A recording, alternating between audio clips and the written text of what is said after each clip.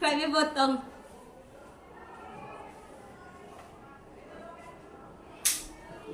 Satu aja. Ini marilah kita sama-sama membacakan lafaz basmalah. Bismillahirrahmanirrahim. Acara yang kedua yaitu doa. Dalam hal ini akan dipimpin oleh Bapak Ahirman. Kepada Bapak kami silakan. Assalamualaikum warahmatullahi wabarakatuh. Mari kita mulai dengan doa dengan membaca Al-Fatihah. Al-Fatihah. A'udzu billahi minasyaitonir rajim. Bismillahirrahmanirrahim. Alhamdulillahi rabbil alamin. Ar-Rahmanir Rahim. Maliki yaumiddin. Iyyaka na'budu wa iyyaka nasta'in. Ihdinas siratal mustaqim.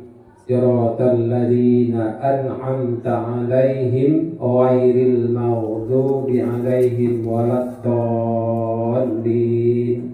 Amin. Nikmat kesehatan, kesempatan, kemauan, niat untuk mengikuti kegiatan ini dalam rangka yaitu penyebaran informasi, pengetahuan, berbagi ya ke sesama kita guru tentang apa yang telah diperoleh oleh Ibu Yulfitri itu dalam kegiatannya yang merupakan guru penggerak itu. Nah, selanjutnya salawat dan salam selalu kita sampaikan kepada junjungan kita besar Muhammad Sallallahu Alaihi Wasallam. Mudah-mudahan dengan selalu berselawat kepada beliau, insya Allah di dunia ini kita akan mendapat berkahnya dan di akhirat nanti kita akan digolongkan ke dalam umatnya dan mendapat syafaatnya di yaumil akhir nanti. Amin ya rabbal alamin. Pada kesempatan ini ada beberapa hal yang dapat kita petik maknanya dari kegiatan ini adalah bukan hanya sebagai subjek dari kegiatan apa yang dilakukan oleh Ibu Yulfitri sebagai guru penggerak itu, tetapi kita juga sebagai objeknya nanti apa yang kita dapat itu dapat tertularkan, dapat kita pahami, dapat kita lakukan, ya dapat kita aplikasikan ke siswa kita atau ke anak didik kita. Itu kalau kita sama-sama ingin menjadi objek. Tapi kalau kita memilih menjadi subjek, ketika apa yang disampaikan pada kesempatan hari ini itu akan terhenti, ya, terhenti, stop di kepala, di diri Bapak Ibu, selesai dengan itu, sehingga apa yang kita lakukan itu tidak berdampak luas kepada siswa-siswa kita. Nah, jadi harapannya adalah ya apa yang ditularkan, kebetulan ini Ibu Yulfitri itu keduluan dapat atau dia secara terstruktur dapat duluan. Tapi kalau Bapak Ibu mau cari informasinya tentang ini, yaitu bisa saja ya, karena banyak media, banyak cara, banyak jalan sekarang itu untuk kita dapat mendapatkan itu. Nah, itu mengenai apa kegiatan kita pada hari ini, yaitu kegiatannya merupakan aksi nyata diseminasi budaya positif ya, yang akan nanti dipaparkan lebih luas, lebih banyak ya, baik itu pengertiannya, ya cara memotivasinya, dan apa yang mesti kita lakukan itu nanti. Dan saya harapkan Bapak Ibu di sini perkumpulan kita, kalau istilahnya orang itu majelis kita hari ini itu tidak menjadi sia-sia, ya, tidak menjadi sia-sia, tidak hanya kumpul-kumpul saja. Mungkin ada yang meninggalkan tugas, ya, ada yang anaknya kita tinggal, tetapi ini menjadi sesuatu yang berarti bagi kita dan menjadi sesuatu yang bermakna dan bermanfaat bagi diri kita maupun bagi orang lain, khususnya yaitu bagi siswa kita. Itu yang terutama. Nah, mudah-mudahan kegiatan ini nanti dapat diikuti dengan sebaik-baiknya, ya, dapat kita ambil intisarinya, dapat kita ambil pelajarannya, ilmunya dari apa yang disampaikan ini nanti. Kedepannya itu adalah bagaimana kita saling berkolaborasi, ya, satu sama lainnya, saling bisa mendiskusikan ini ke dalam kegiatan-kegiatan atau program-program yang lebih luas, terkhusus itu yang menyentuh kepada murid atau siswa didikan kita. Itu ke depannya, ya, harapan kita. Nah, selanjutnya kegiatan ini juga, ya, tentunya nanti akan berkelanjutan, ya, akan ada lagi kegiatan-kegiatan yang sifatnya itu adalah mendukung dari apa yang sudah diprogramkan oleh pemerintah pusat, yaitu guru penggerak. Itu namanya saja guru penggerak. Guru penggerak itu dia menjadi pionir, ya, yang menggerakkan seluruh guru-guru yang lainnya, terutama yaitu dalam proses atau kegiatan belajar mengajar. Ya, bagaimana kita mengolah siswa kita, mengolah proses belajar mengajar itu menjadi lebih baik dan berdampak nantinya pada akhirnya itu pada kualitas pembelajaran dan kualitas pendidikan, terkhusus itu di sekolah kita, dan umumnya itu yang lebih jauh itu adalah secara nasional. Itu tujuannya. Saya kira itu saja yang perlu disampaikan, ya, dengan mengucapkan Bismillahirrahmanirrahim. Mari kita buka acara ini secara resmi. Lebih kurang saya mohon maaf. Billahi taufiq. Assalamualaikum warahmatullahi wabarakatuh.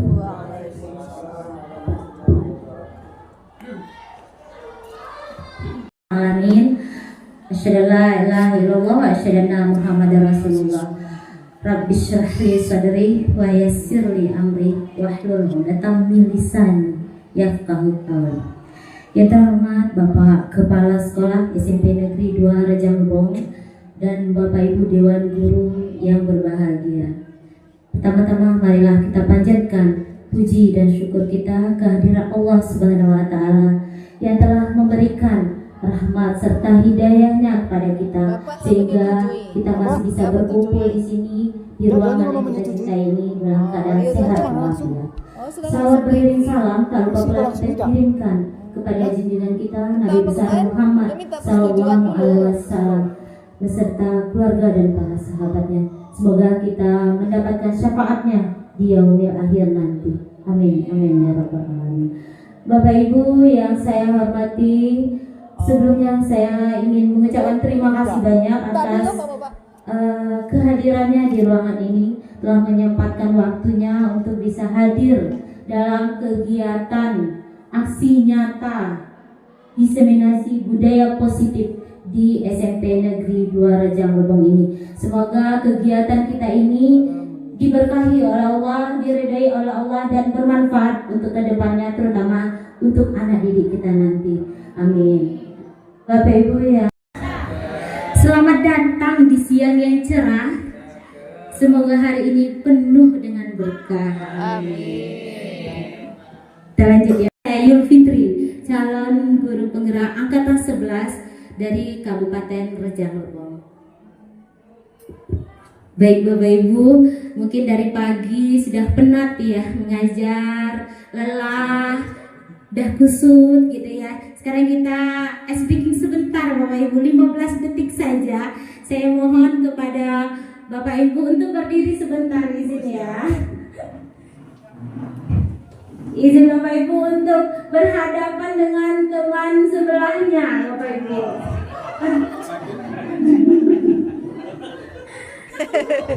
Berhadapan dengan teman sebelahnya, saling menatap. Sekarang kita akan tersenyum Bapak Ibu 15 detik. Jadi tersenyumlah dengan ikhlas Bapak Ibu. Walaupun awalnya tidak bisa ikhlas ya, tapi saya yakin Anda akan ikhlas. Dan senyum yang apa ya? Yang senyum amat penuh gitu ya Bapak Ibu. Sampai nampak giginya gitu ya. Saya mulai dari hitungan ketiga. 1, 2, 3.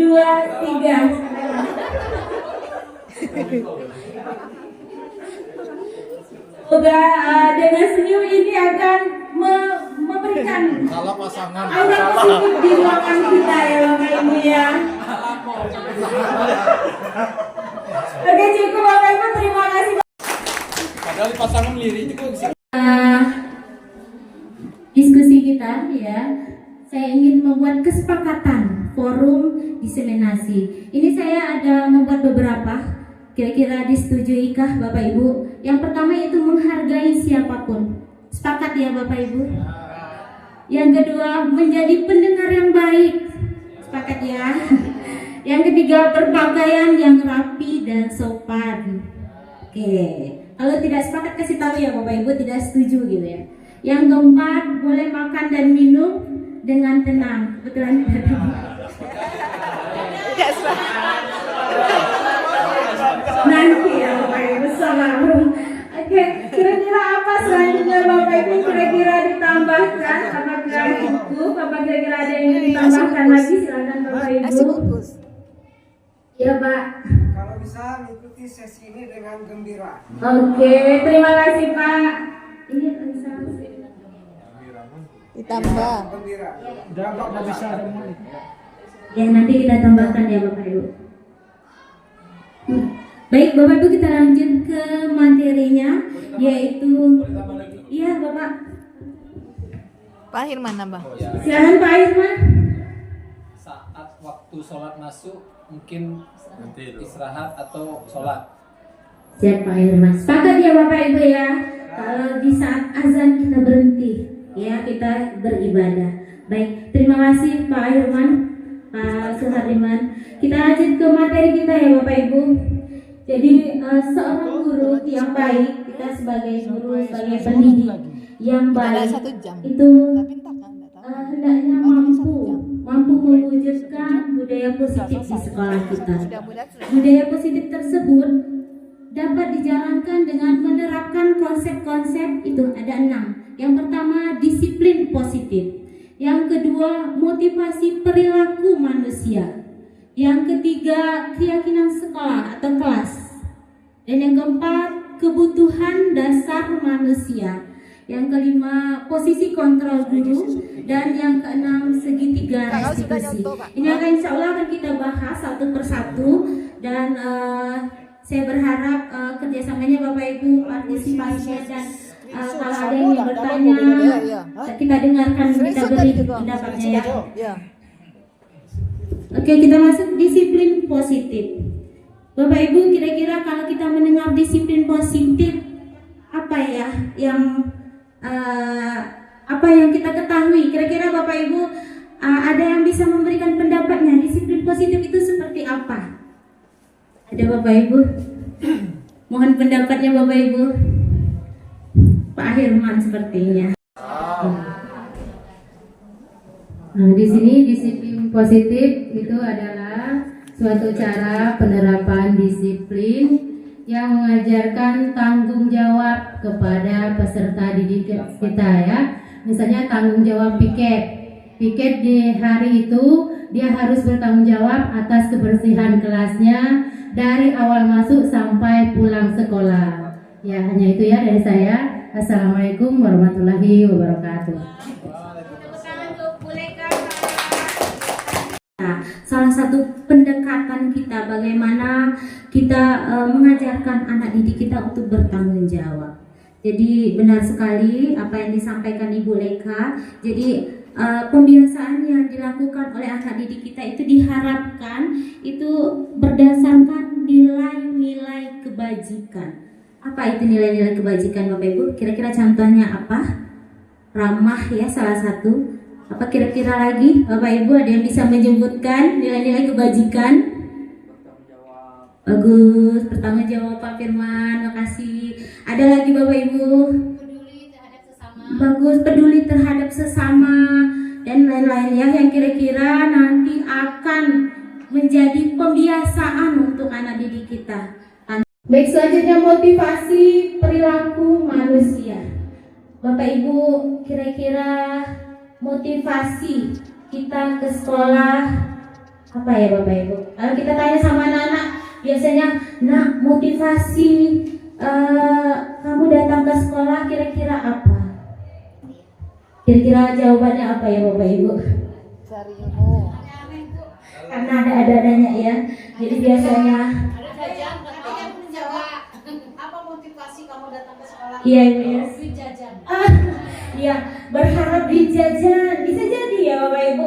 Jadi ada yang berharap nanti tidak diajak kerja sama orang tua, ada juga menghindari kerja gitu ya, macam-macam. Tapi bukan itu yang kita harapkan nanti, motivasi perilaku anak kita ini Bapak Ibu. Jadi ada 3 motivasi perilaku manusia yang di sini mungkin kita arahkan ke anak didik kita ya. Yang pertama, untuk menghindari ketidaknyamanan atau hukuman. Jadi kadang mereka piket bukan karena tanggung jawabnya, tapi agar tidak dendol gitu ya. Kadang mereka ngerjain PR bukan karena tanggung jawabnya atau merasa butuh atau merasa peduli, tapi takut dicubit gurunya gitu ya. Jadi mereka motivasinya macam-macam. Yang pertama itu untuk menghindari ketidaknyamanan atau hukuman. Yang kedua yaitu untuk mendapatkan imbalan atau penghargaan orang lain.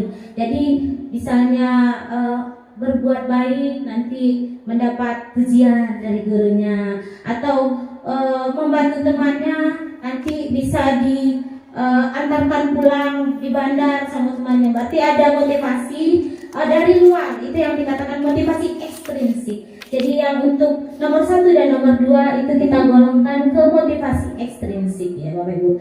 Nah yang kita harapkan adalah motivasi intrinsik. Artinya adalah motivasi yang muncul dari dalam diri siswa itu sendiri atau dari kesadaran dia sendiri, yaitu untuk menghargai diri sendiri dengan nilai-nilai yang mereka percaya, yaitu nilai-nilai kebajikan yang kita bahas tadi. Baik Bapak Ibu, kita lanjutkan keyakinan sekolah atau kelas. Kita sudah ya menerapkan, alhamdulillah, di awal kemarin di kegiatan ke-5 kita diberi kesempatan untuk membuat keyakinan kelas, dan itu jujur baru pertama sekali Pak saya mencoba untuk membuat keyakinan kelas di kelas tersebut, karena saya juga jarang jadi wali kelas gitu ya. Jadi pengalaman yang berharga, dan kebetulan ilmu ini dapat lagi gitu. Jadi tambah hasilnya tambah seperti ini sebenarnya. Padahal kemarin masih ada kesalahan, nanti kita bahas. Jadi keyakinan sekolah atau kelas ya. Nah mungkin bertanya-tanya Bapak Ibu, mengapa keyakinan kelas? Mengapa tidak peraturan kelas saja? Sering ya, peraturan sekolah, peraturan kelas. Tapi sekarang kita ubah, keyakinan kelas, keyakinan sekolah. Kira-kira Bapak Ibu tahu kenapa kita menggunakan keyakinan kelas saja, tidak peraturan kelas saja? Gitu ya Bapak Ibu, saya giring ke pertanyaan ini saja Bu. Jawablah pertanyaan berikut. Nah, mengapa kita memiliki peraturan tentang penggunaan helm pada saat mengendarai kendaraan roda 2? Jadi kira-kira apa jawabannya Bapak Ibu? Gimana Ibu Ateni? Boleh kayak kita pendapatnya Ibu Ateni, kenapa?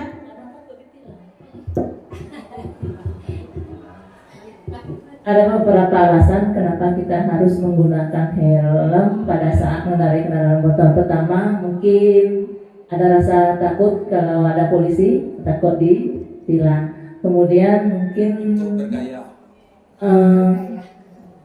kita juga pas di jalan mungkin ada menghindari suatu bahaya atau kecelakaan. Itu saja.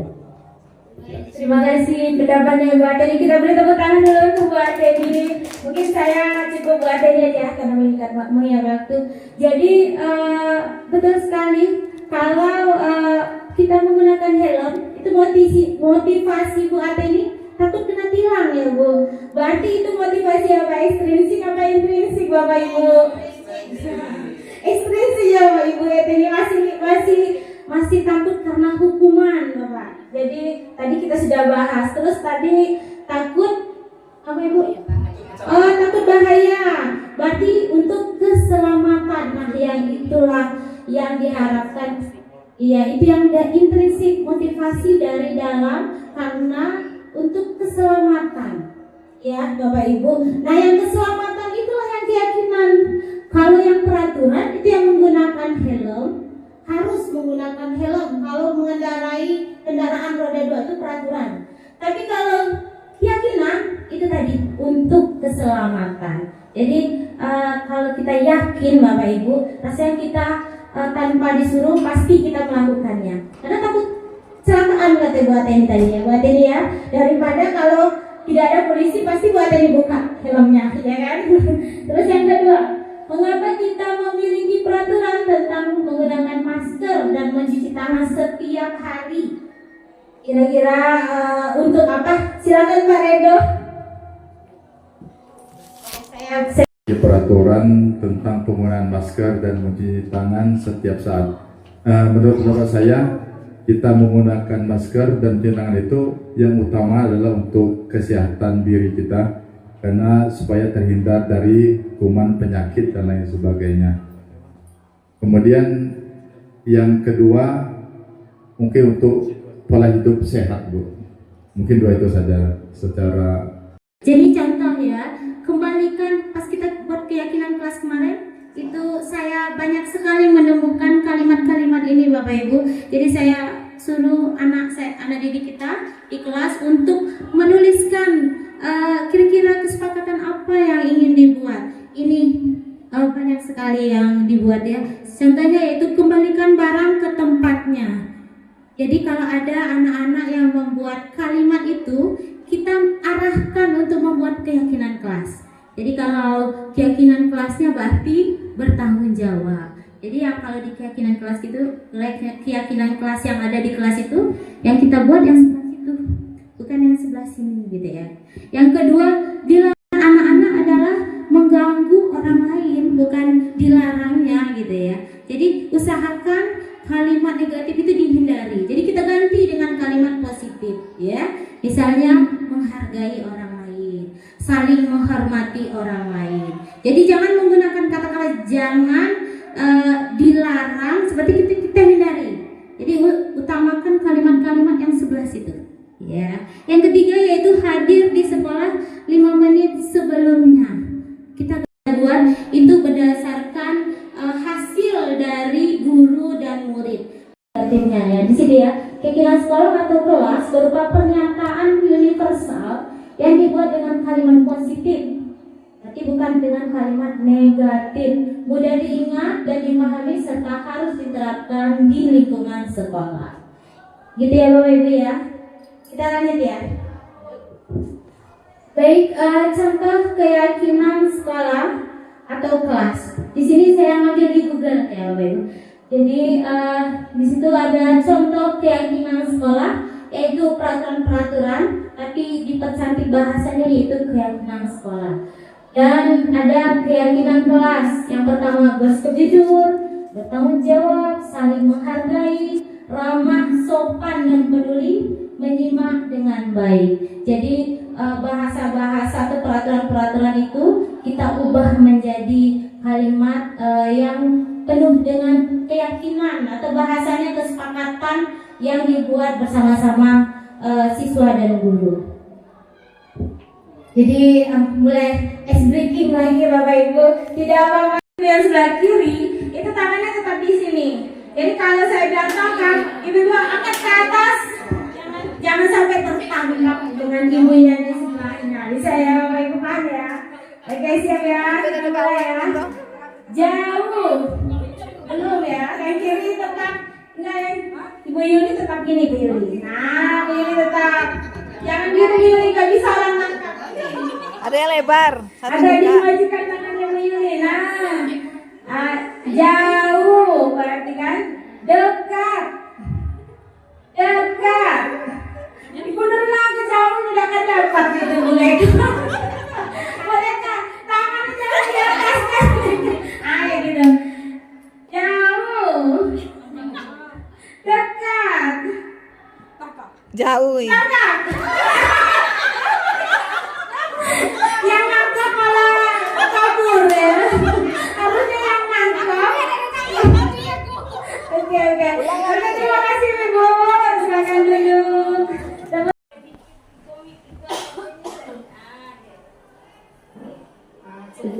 Kebutuhan dasar ya. Iya, kira-kira kebutuhan dasar Bu Yuli apa ya? Pengen dengar.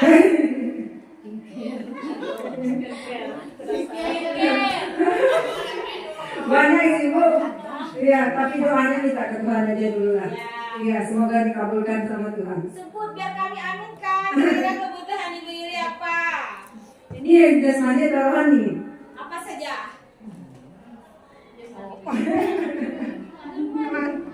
Ayo Bu Yuli. Ya. Pokoknya minta. Sama yang Tuhan di atas juga. Terima kasih Bu Yuli. Kira-kira siapa ya? Ibu Yuli sendiri. Assalamualaikum warahmatullahi wabarakatuh. Waalaikumsalam. Kalau ditanya kebutuhan dasar saat ini, Iya. yang paling dibutuhkan saat ini adalah pangan. Karena lapar. Lapar ya, pinter ya.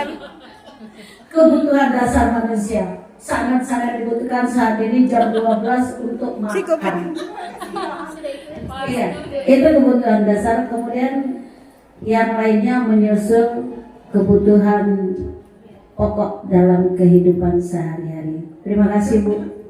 Siap plus untuk Bu Yusmini. Terima kasih atas pendapatnya. Benar sekali, kebutuhan kita macam-macam. Ada yang ingin makan, ya, lapar kan? Ada yang butuh kasih sayang, gitu ya.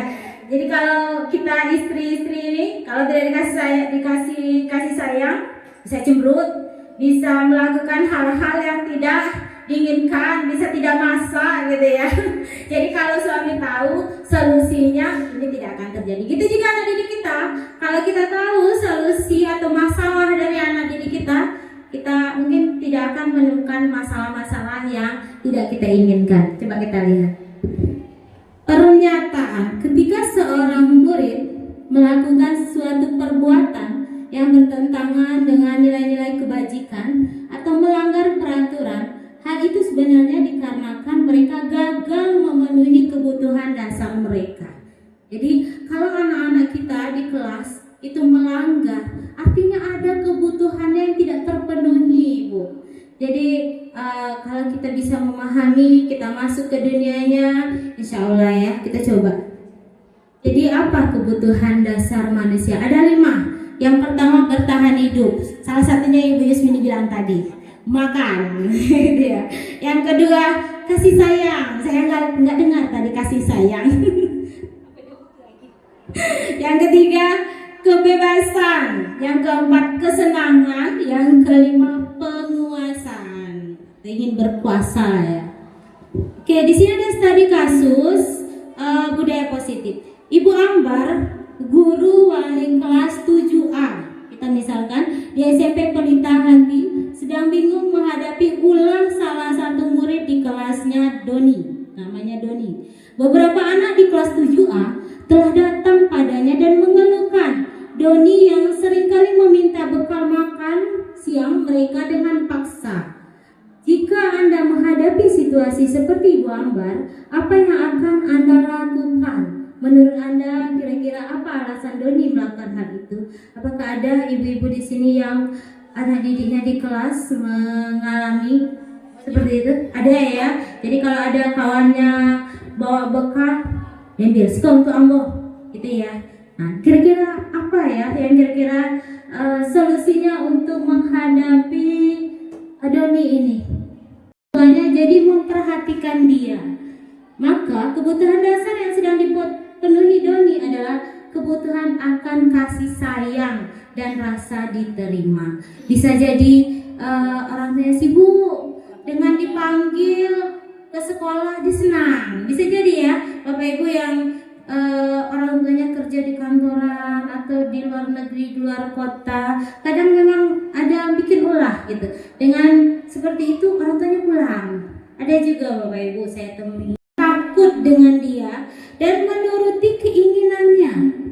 Maka sebetulnya Doni sedang berusaha memenuhi kebutuhan dasarnya akan kekuasaan. Dia merasa hebat, merasa berkuasa gitu ya. Jadi dia butuh, mungkin merasa selama ini dia tidak memiliki kekuasaan gitu ya. Jadi ada kebutuhan dasarnya yang ingin dia penuhi.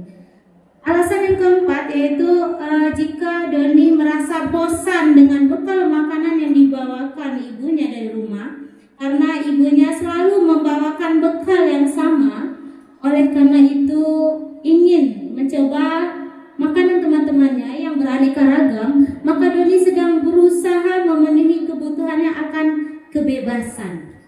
Dia ingin bebas mencoba semua makanan gitu ya. Ada kebutuhan, namanya kebutuhan anak-anak ya, kebutuhan pengen bebas, pengen. Ekspresi teman-temannya itu lucu. Kadang gak heran kita melihat teman-teman yang lain tawa gitu ya, tawa, berusaha apa? Doni ini sedang berusaha memenuhi kebutuhannya akan kesenangan. Ada yang salah. Bapak Ibu lebih tertarik untuk menyelesaikan masalah ini. Jadi anak merasa nyaman untuk bercerita dengan kita. Oke, selanjutnya yaitu validasi tindakan yang salah.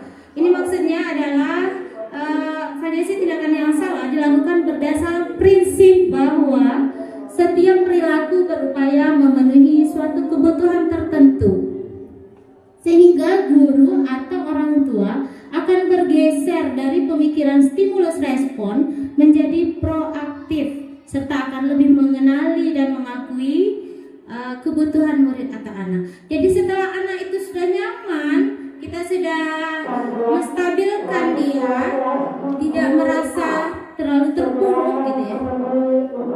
Kita gali, kita gali Bapak Ibu, kita gali. Jadi kalimat yang bisa kita gunakan ini, pasti kamu punya alasan mengapa melakukannya. Jadi kita gali masalah-masalah itu, alasan-alasan dia melakukan kesalahan ya Bapak Ibu ya. Apa pentingnya bagi kamu? Kamu boleh tetap berusaha menjaga sikap itu, tapi tambahkan sikap yang lain yang baru. Maukah kamu belajar cara lain untuk mendapatkan yang kamu butuhkan? Itu kata-kata yang bisa kita terapkan ya Bapak Ibu ya. Kepada murid atau anak untuk memunculkan motivasi secara intrinsik, sehingga mampu mengaitkan keinginannya dengan tindakan yang salah. Jadi Bapak Ibu, ini menanyakan keyakinan ini maunya dari anak sendiri yang muncul. Ya, kira-kira apa kalimat yang bisa kita gunakan untuk menanyakan keyakinan ini? Apa nilai yang kita percaya di kelas kita, Nak? Ya, setelah dia merasa. Salah satu slide, setelah kita melakukan validasi tindakan yang salah, kita menemukan misalkan anak itu dia kurangnya di kepemenuhan kasih sayang dari orang tuanya, jadi dia melakukan hal-hal yang tidak baik karena ingin mendapatkan perhatian dari orang tua. Nah, jikalau di sini kan pergeseran dikatakan sehingga guru atau orang tua akan bergeser memikirkan stimulus respon menjadi proaktif. Nah, jikalau orang tuanya sendiri tidak aktif, ada tidak solusi lainnya?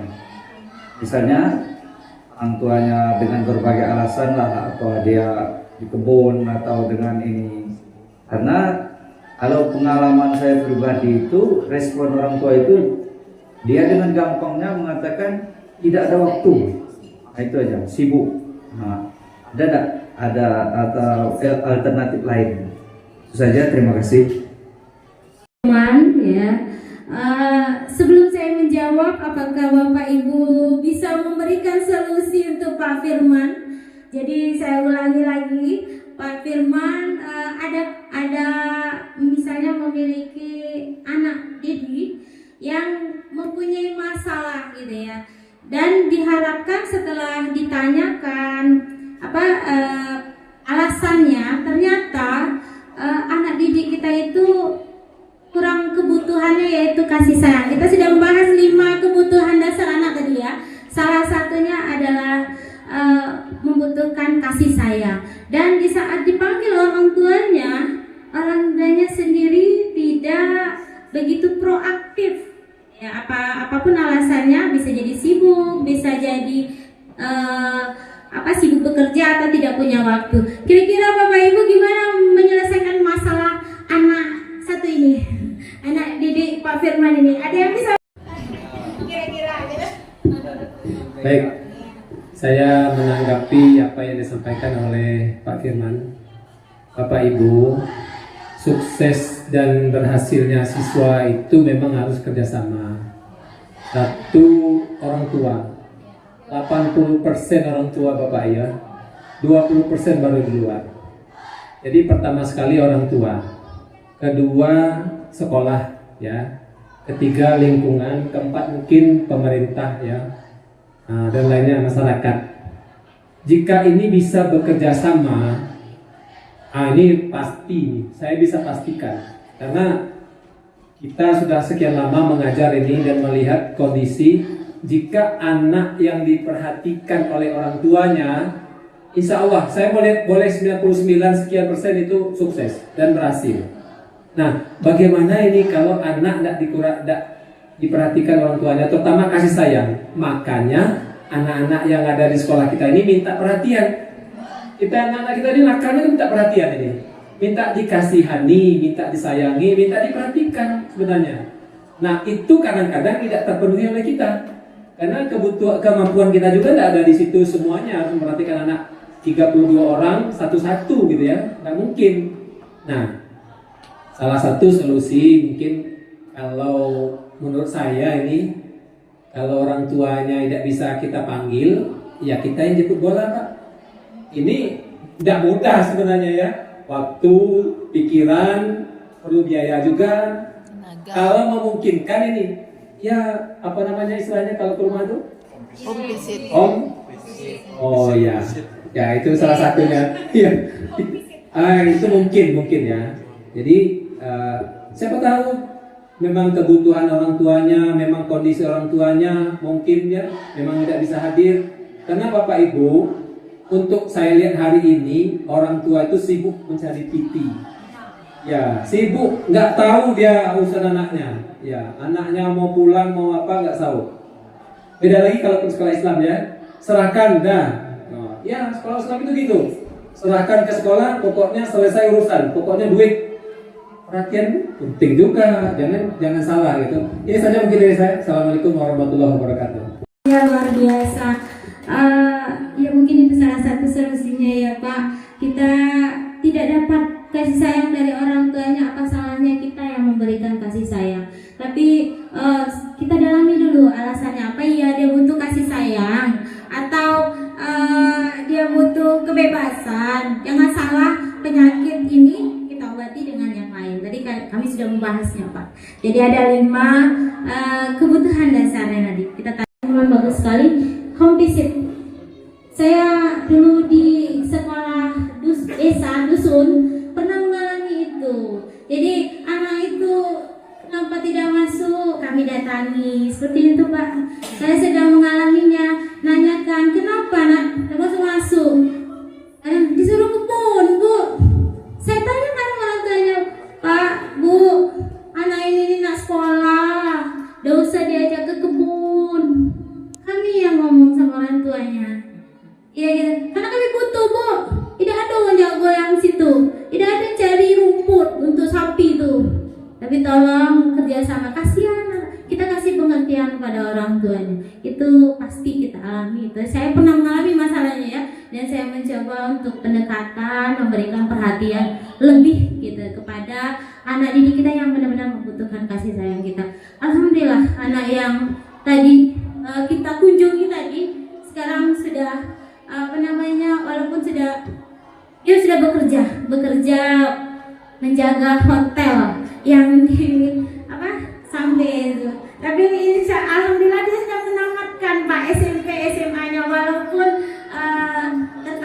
terlatih gitu. Saya pun tidak menyangka gitu ya. Mungkin itu ya permasalahan kita dengan anak-anak. Kira-kira Bapak Ibu apakah ada pertanyaan lain? Dipersilakan. Satu lagi. Melihat daripada permasalahan tadi, seperti apa yang telah diungkapkan oleh Pak Kirman, saya hanya menambahkan saja, bahasanya peristiwa yang terjadi di sekolah mengenai kenakalan itu merupakan ada kaitannya dengan orang tua. Kadang kita tanya dulu, latar belakang orang tuanya itu kan bermacam-macam, Bu. Kadang ada yang tamat SD, ada yang tidak tamat, ada yang tamat sarjana.